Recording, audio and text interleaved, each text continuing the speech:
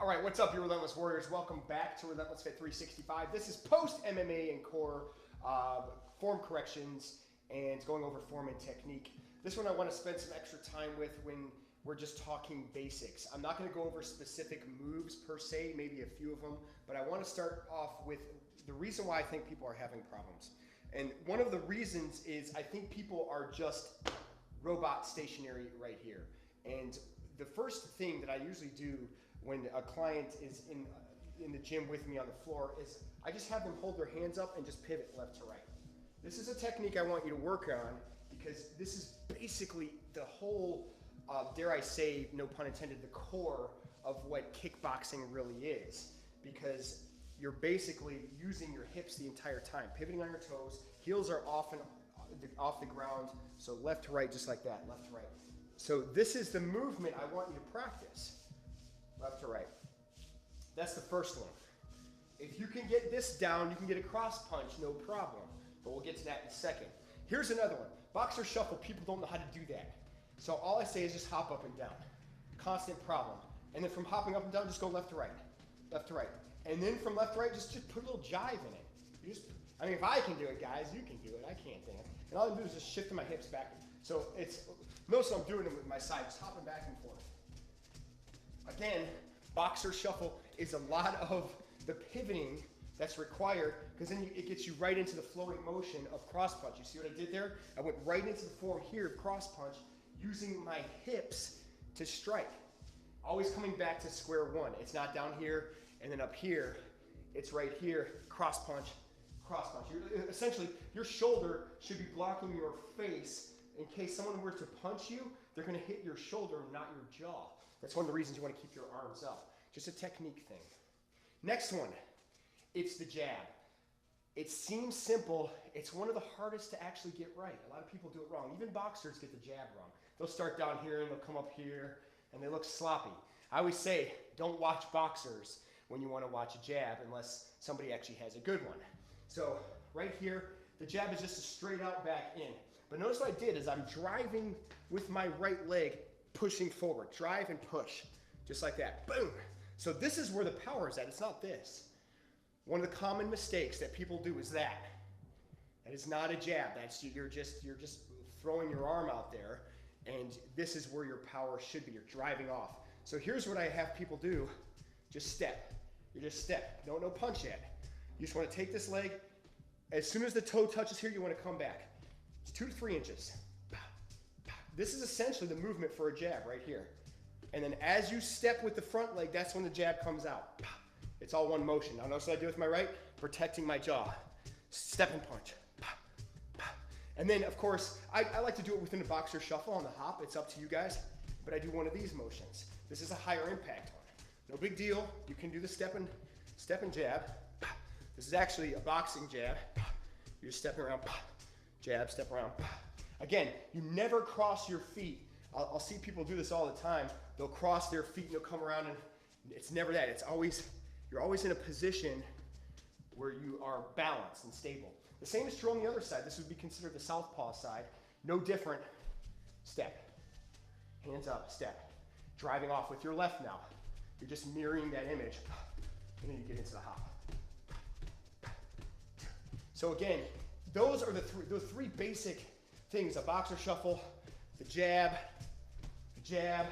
and then of course pivoting, the pivot cross punch. Now this really is the bread and butter of where boxing is at, is just being able to open your hips up. I see so many people still throwing punches like this. I'm constantly correcting people. Still have to open up. But you will notice when you do that, you're totally changing the flow of what boxing really is. You're opening up and saying, oh yeah, I feel it. The punches get easier. They feel more natural. You get a little bit more juke into it. Now, we didn't do duck unders, but this kind of flows right with it. Little duck under, pivot strike. Duck under, pivot strike. And all I'm doing here, it's not this. If you want to get your clock cleaned and knocked out flat cold, do something like that. Because if I see somebody do that, I just go, bop, splat. So basically, you're always watching, step, bringing up, hands up, always protecting, step, cross punch, step, hook, step, uppercut. Uppercut's always tight, That's another one that I want to focus on. Again, spending some time here. I'm not going to get too much into the kicks today. We'll work our way into that. People often kick wrong. One thing I want to basically correct on the kick, though, it's not straight leg. It's not that. I've seen people kick like this before. I've had clients that do it. I'm not making fun of them. They don't know. They've never kicked before in their life, and they think it's just a straight kick, and that's how you mess your knee up. It's basically, think of it as a high knee. It's just a crunch to a snap. Bop. That's it. Crunch. Pop. Your basic little snap kick. Pop. Right up. And it's that simple. It's just a crunch and kick. And then when you get momentum in there, pop, no problem. You can do a little cross with it. Pop. It's really when you get fancier is when it looks like it's difficult. But if you get this basic drive kick, it gets a little bit easier. Again, when you're kicking, especially if you have heavy bags, do not kick with your toe. You want to take that toe right out there, point it, just like that. Point that toe, and then kick with that. If you're kicking a pad, I would always recommend some sort of side kick so you're not jarring your knee. One of those snap kicks really don't work unless you have a kick bag. That kick bag is that thing that goes a long ways and holds like a sideways punching bag, so to speak. If you don't have one of those, you basically want to keep those, want to make side kicks, as if I was to kick this microphone. I'm not going to do that because we break a lot of stuff here. So there it is.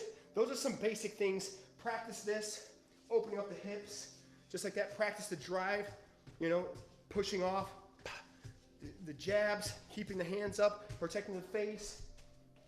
Right there, boxer shuffle, shifting side to side. Now, if you can get the boxer shuffle, you can get the jab. Same thing. It's just throwing a jab into the boxer shuffle momentum.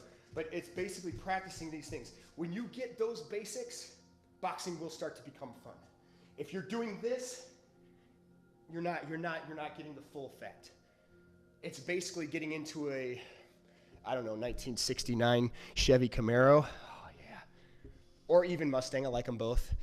And not driving stick, you're going automatic. Boring. You're not having the whole effect. You don't get the full control of it. So basically that's what this is here. You're controlling, think of everything in center mass. This is where kickboxing, this is where fighting and boxing in general takes place, right here. The pivots, the strikes, the bobs, the weaves, it's all right here. Hips, not the arms. That's just kind of the byproduct. This is where everything ends, but everything begins right here. Keep that in mind, guys. Okay, so I have moves. If you want me to go over some of them, I will be happy to do that. But if you're struggling with these three, I don't want you to get caught up in combinations right now because you have to focus on the basics first. Everything else is easier. All right, I'm going to pull this back and we'll get to chatting. I'll go right here. Bring this mic set up here. I hope you guys are doing well. Happy Monday. Happy birthday to Denny. Happy birthday to Evan. It's belated birthday to Denny. Sorry for calling you Dennis. That was just kind of like the way that worked out today because it's Monday and I'm a tool bag. But Denny, I love you, buddy. Been very dedicated and hope your day goes well. All right, here we go. Let me adjust this here.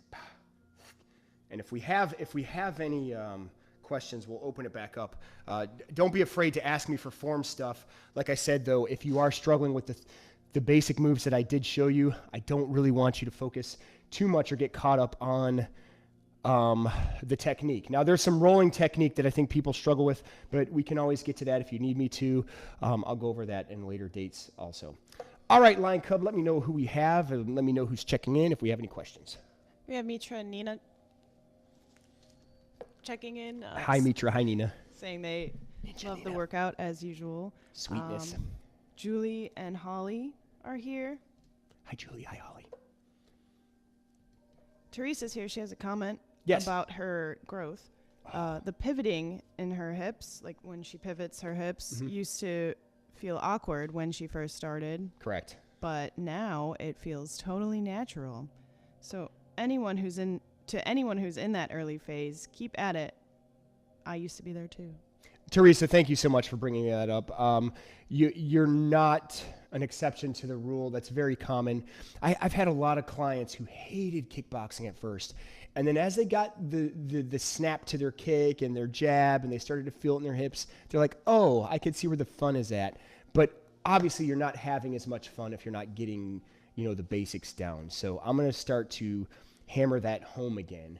And I know that I can't always go back to the basics every time because I certainly don't want to hold back the ones that are pushing through. But at the same time, I'll keep reminding you, and we'll use this platform to keep going over it. Don't think it's becoming redundant.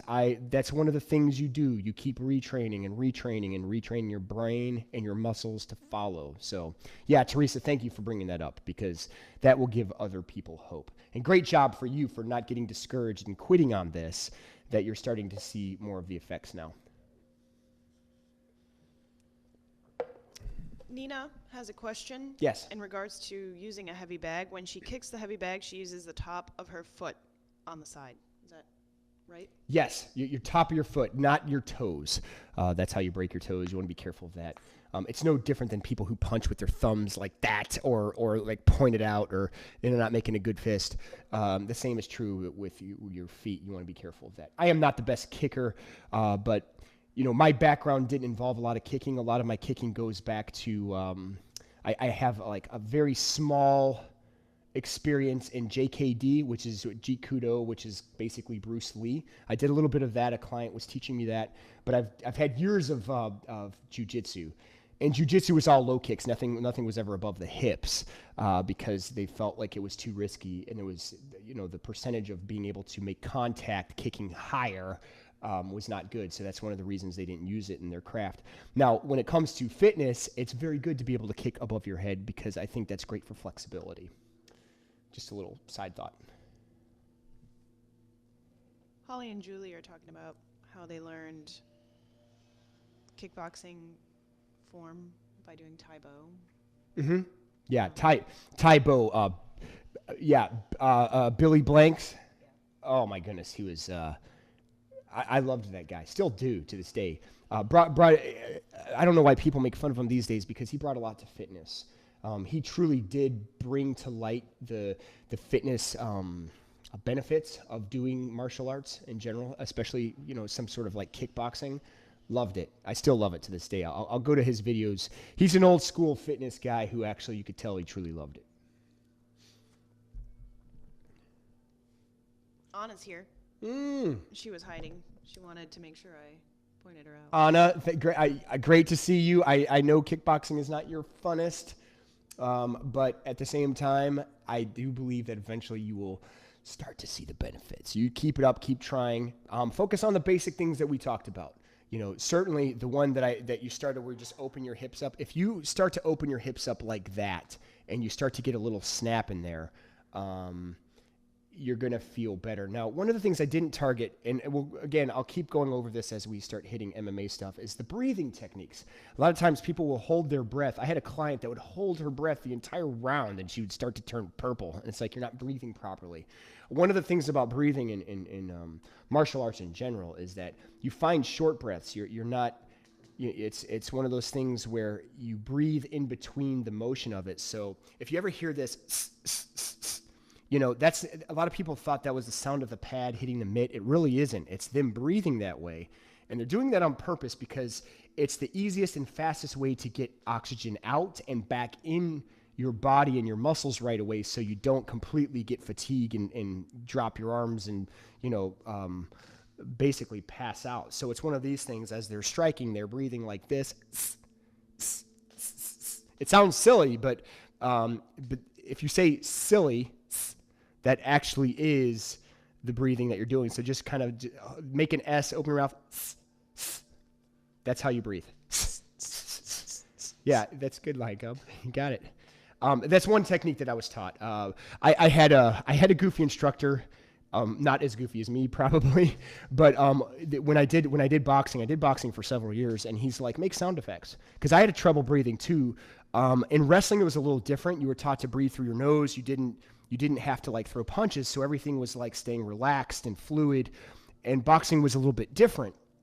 And he said, if you make sound effects, like that's another way that helps you breathe. It forces oxygen out, so your body naturally takes it back in. So whatever works for you. That's one of the reasons I talk about sound effects, is that it relaxes people. A lot of times when you're thinking too much about the combination, your body just clams up and you forget to breathe.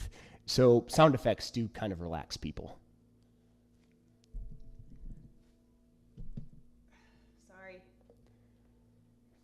Julie gave us a tip. Well, everyone, a kickboxing tip.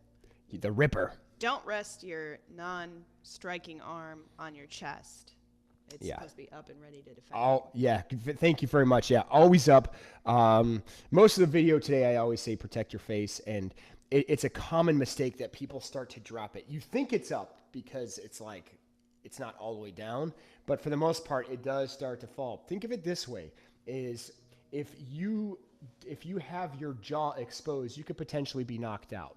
So if you protect your jaw, that's going to keep you from and the fist she's talking about is the back one, like right here. Now, your front one shouldn't drop either. I was always taught it should be eye level, because even then your elbows are in, they're not out like this. Whenever I see people fighting like this, I laugh, because in a real fight where somebody knows what they're doing, someone's like this, that's an easy win. If your elbows are open, you're not protecting anything, not even your face. So, yeah, thank you for that comment, because that really is important. I mean, I know this is fitness. This isn't like a boxing class, but you might as well know the fundamentals just in case you ever have to protect yourself. Face first. Always think about your face. And also, when you keep your elbows in, you're protecting your body, which this is where all your organs are at. Body shots. And anybody knows this in big fights, body shots are the ones that tend to usually break down a very good fighter if they're not protecting their body. So, what else we got? Anna doesn't know what Tai Bo is. What's that? Anna does not know what Tai Bo is. Well, you're going to have to look up, Tai Bo, there was a workout. It was Billy Blanks, right? Billy Blanks was a phenomenal instructor when it came to Tai Bo, and he basically incorporated, I believe it was Taekwondo and boxing together, and made workouts out of it. So it was a bunch of kicking, a bunch of punching, and nobody did it better than him. And that's not me being that's not me showing favorites. There's not an instructor out there that showed cardio kickboxing the way he did. So look up Tai Bo, look up Billy Blanks, and you will see some fantastic instruction and workouts when it comes to that. Then come back and you'll have a little more appreciation of what's being done. But you will see some benefits, Anna, and I appreciate you being open-minded about it. Julie wants to know if this kind of training would help her in a real fight. Okay, yeah, some of it will. I mean, believe it or not, I'm showing techniques that I've learned in the martial arts that I'm a part of. To give you an idea of my background, when I was younger, I started off with wrestling, and then from wrestling, I went to boxing. From boxing, I went to jiu-jitsu. From jiu-jitsu, like I said, I did a little bit of Jeet Kudo and some judo. Judo was a little similar to what I already knew, with the exception of some leg sweeps and things of that nature. But when it comes to protecting your face, when it comes to certain defensive techniques, it certainly can. If you're doing it properly, absolutely. Those snap kicks will, if they land, have some impact. I would personally recommend, if you had to defend yourself, don't punch, throw an elbow. This part of your body, less likely to be injured, even if you miss them. If you connect any part of their body, it will tear that part open. If you connect their nose, you connect their jaw, I promise you, with an elbow, they will probably either black out, pass out, knock out, or just stop messing with you. Worst case, especially on those X elbow strikes when you're coming down, that actually is a move I was taught from my instructor in Jeet Kudo. It was similar to that. Now, I adjusted it. But when you're bringing it down, you're actually protecting your face like this, and you can actually throw a hammer like that. As you're protecting your face, whap, hammer right to the crotch or whatever. I mean, I'm just being real when it comes to defending yourself. There's no rules in a fight. You keep people off of you. So, but at the same time, you always got to think about protecting yourself. And that's one of the reasons I like the X elbow uppercut strikes, because it protects you. At the same time, it can be very damaging to your bad guy. What else we got, Lion Cub? All right, so fantastic. Tomorrow we are going to be focusing on tempo strength. Let me give you an idea of what tempo strength is. We are going to be doing it under a time. We do some of that with iron body stuff, but now we're going to be doing it with strength stuff. So the tempo will be like I believe it's a 50 or 45, 15, something like that. But it's all dumbbell strength training moves. It's total body. I used to do it in the beginning. The workouts. Or this workout is going to be, give or take, I think 35 or 40 minutes. I'll have to go back and look at it. But so expect a little bit. That tempo, the reason I call it tempo is because it doesn't change. So you're keeping that heart rate up, but at the same time, you're still working the muscles. The benefit of that is basically you're getting the best of both worlds. It's essentially like strength training and combining a little bit of HIIT, not in the explosive nature that HIIT is known for, but at the same time still working the heart rate. The difference between this type of strength training and doing reps, that's more of a hypertrophy.